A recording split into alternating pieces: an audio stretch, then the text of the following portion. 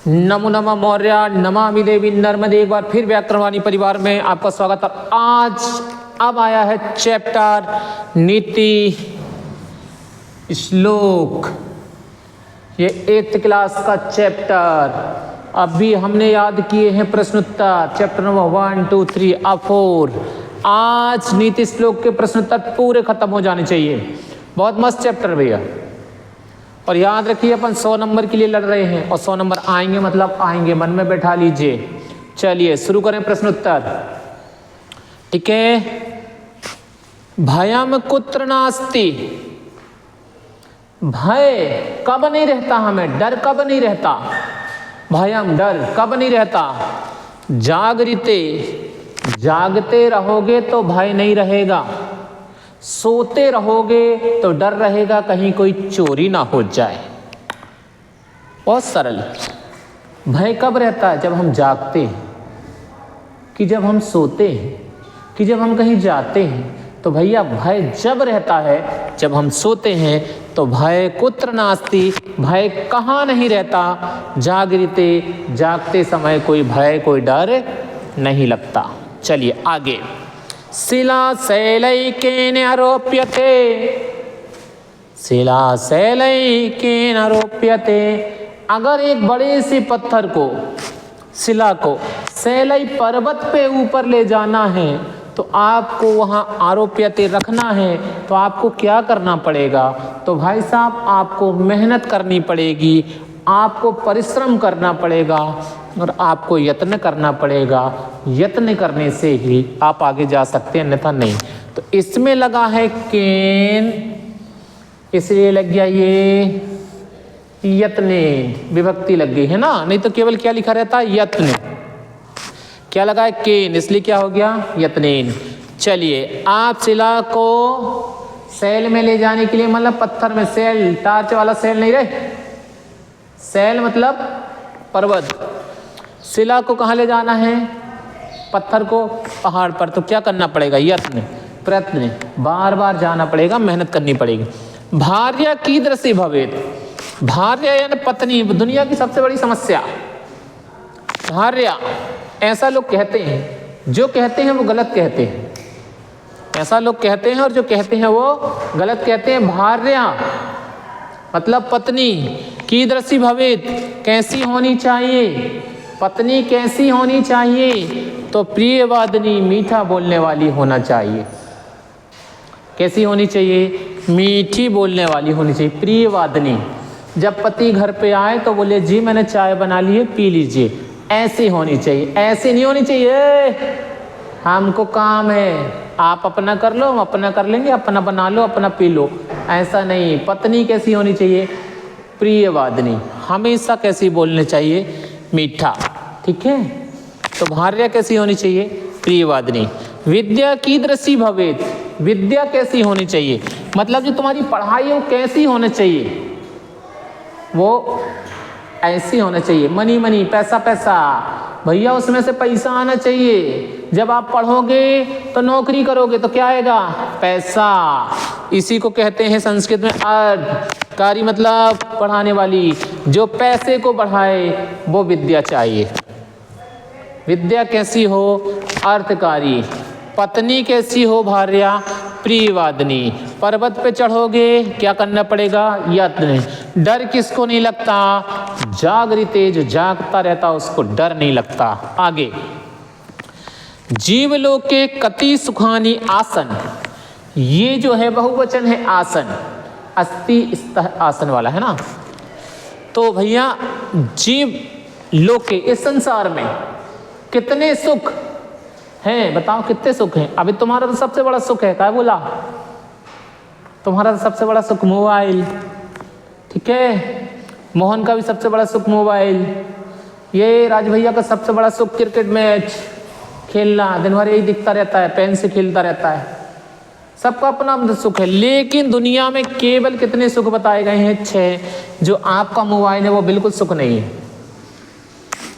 दुनिया में कितने सुख हैं, 6। अभी आगे अपन चैप्टर पढ़ेंगे तब इसमें उसको विस्तार से पढ़ाएंगे। कितने सुख हैं, 6। दुनिया में 6 ही सुख हैं, चौथा कोई, 7वां कोई नहीं। मित्र कदा जाग,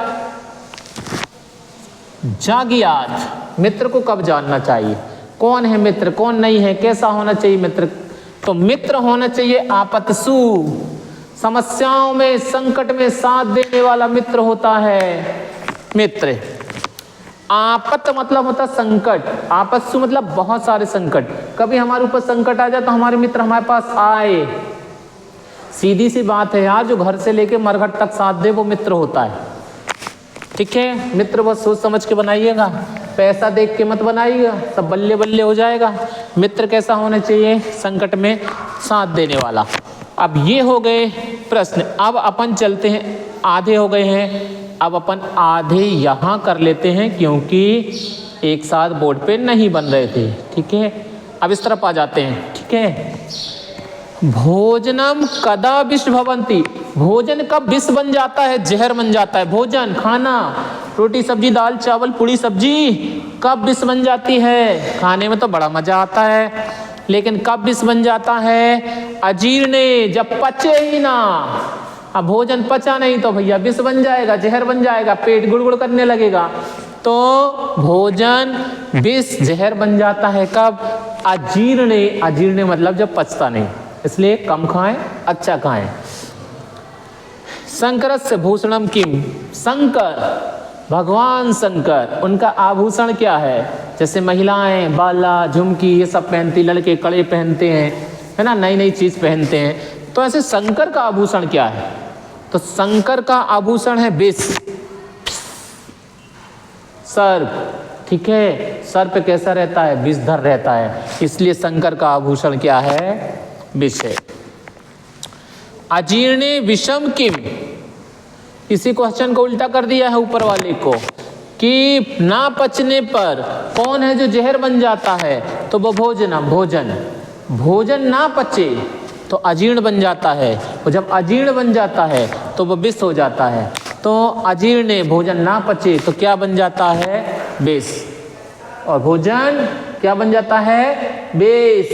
इसलिए भैया कम खाओ, ऐसे नहीं फुल्की में लगी चाट तो दानादान बिल्कुल रगड़े पड़े टुकनियों से, है ना। चलो आगे, सूरम कदा जानिया, सूरवीर, मैं वीर हूं, मैं पहलवान हूं, काट डालूंगा। ये कब पता चलता है, जब युद्ध होता है। कब पता चलता है, जब युद्ध होता है। युद्ध में पता चलता है कि कोई वीर है कि नहीं है। ये मोहल्ले की लड़ाई में वीर नहीं कहते, लड़ाइयों जैसी लड़ाई होती जो दो तमाचे मार दिया, मैंने तो मुक्का मार दिया, मैंने तो तमाचा मार दिया, अरे गधो ये लड़ाई नहीं कहलाती। कितना हंस रहा मुट्टू, तू भी पिटेगा अभी। ठीक है, ये लड़ाई नहीं कहलाती। अगर वीरता दिखानी है तो युद्ध के क्षेत्र में जाइए, जहां युद्ध हो रहा वहां जाइए, सीमा पर जाइए। देहे किम प्रतिष्ठम, अपने शरीर के अंदर क्या क्या है, तो अपने देह के अंदर अमृत भी है और अपने देह के अंदर मृत्यु भी है। मृत्यु मतलब विष, अमृत मतलब अच्छे वचन।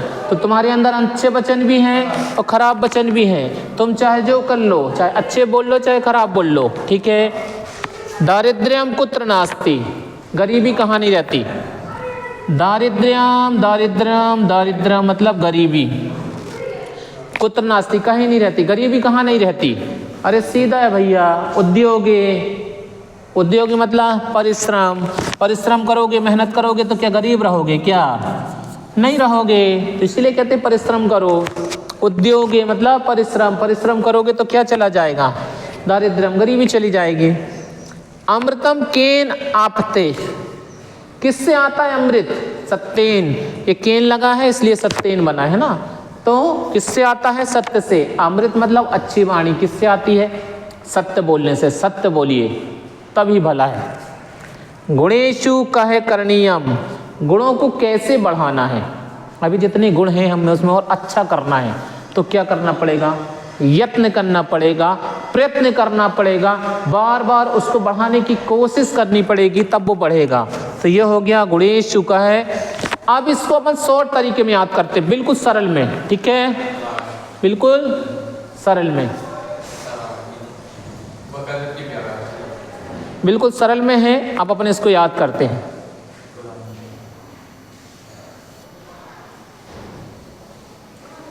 अब देखिए बिल्कुल सरल तरीके से याद करना है ना, ये तो अपन ने पढ़ लिया।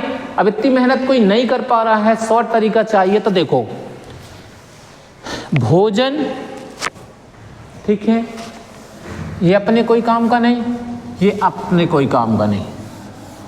भोजन की जोड़ी किससे बन गई? अजीर्ण से। भोजन ही नहीं पचता है, बाकी कुछ थोड़ा ना खा, पत्थर थोड़ा ना खा लोगे कि शंकर जी को खा लोगे कि आभूषण खा लोगे, कुछ नहीं खा सकते। खाते क्या है? भोजन। भोजन क्या होता है? अजीर्ण। दूसरा, शंकर का आभूषण क्या है? विष। विष मतलब क्या? सर्प।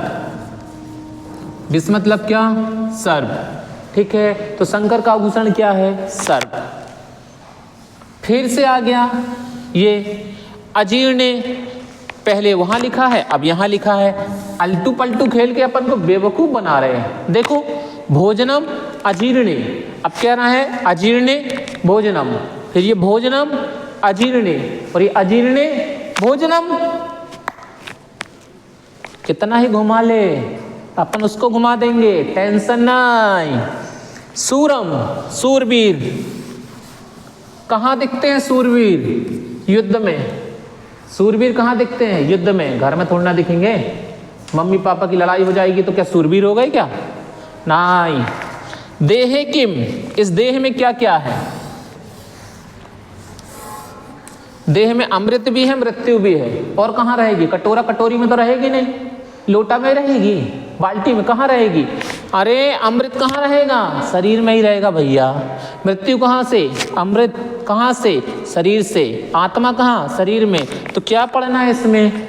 थोड़ा सा दिमाग लगाइए ना। दरिद्र, दरिद्र किससे दूर होता है? गरीबी। मेहनत से। अमृत किससे प्राप्त होता है? सत्य से। गुण किससे बढ़ते हैं? यत्न से। अब देख लो, एक चीज दूसरे में मिल ही नहीं सकती कभी, थोड़ा सा बस बुद्धि का प्रयोग करो। भोजन अजीर्ण नहीं पचता है, अजीर्ण नहीं पचता, क्या भोजन? और क्या? सूरवीर पचाओगे क्या? दरिद्रम पचाओ, गरीबी पचाओगे? नहीं, नहीं पचेगा तो भोजन ही है। आभूषण सर्प है, अजीर्ण भोजन है। सूरवीर वीरता दिखाएगा तो युद्ध है। देह, देह में क्या है? तो मृत्यु भी है और अमृत भी है। दरिद्रम, गरीबी कैसे दूर होगी? उद्योग से। अमृत किससे मिलेगा? सत्य से। और गुण किससे बढ़ेंगे? यत्न से। बस इसको बार बार सुनते रहिए, निश्चित है आपको याद हो जाएगा। आधे हो गए, आधे ये लिखे हैं भैया, ठीक है। बहुत बड़ा चैप्टर हो गया भाई, अब इसको और कर दे कटाक से, ठीक है। चलो अब इसमें भय किसको नहीं लगेगा? जो जागेगा। अरे जो जागेगा उसको कहाँ से भय लगेगा कि चोरी हो जाएगी? अब तुम बैठे ही हो कुर्सी में तो कहाँ से चोरी हो जाएगी? शिला, पत्थर, शिले, पर्वत कैसे चढ़ेगा? यत्नेन, मेहनत से, परिश्रम से। भार्या कैसी होनी चाहिए? प्रियवादिनी, मधुर भाषणी, अच्छी बोलने वाली होनी चाहिए, है ना। फिर विद्या कैसी होनी चाहिए? अर्थकारी, विद्या ऐसी हो, पढ़ाई ऐसी हो जिससे पैसा आए। फिर परलोक के सुख कितने हैं? कितने सुख? जीवलोक में कितने सुख? 6, ठीक है। फिर मित्र कदा जाग्यात, मित्र को कब जाने? तो सब हटा दो। मित्र कब पता चलता है? आपत्सु, संकट में। जब हमारे ऊपर संकट आता है, जब हमें पता चलता है मित्र कैसा है, ठीक है। ये सही जोड़ी बना के याद कर लो ना यार। क्वेश्चन आंसर क्या दिक्कत है? एक क्वेश्चन दूसरे में कभी जा ही नहीं सकता। पत्थर है तो प्रश्न ही करेगा ना, भार्या है तो प्रियवादिनी रहेगी, विद्या है तो अर्थकारी रहेगी। लोके कितने सुखानी है? 6। मित्र कैसा है? आपत्सु। भयम कैसा है? जागृते। शिला, शैले, यत्नेन। बस बार बार दोहरा लो, पेपर में याद करने के पहले चले जाना। भयम जागृते, जागृते भयम। शिला शैले यत्नेन भैया। भार्या होबे प्रियवादिनी और विद्या होबे अर्थकारी। जीवलोके सुखन कितना सुखानी है षष्ठे और मित्रम जानते कब जाने तो आपत्सु। बार बार सुनते रहिए, याद हो जाएगा। याद रखना 100 मतलब 100, किसी की हिम्मत नहीं अपने 100 नंबर ले जाए। बस मस्त पढ़े रहिए, खुश रहिए, प्रसन्न रहिए।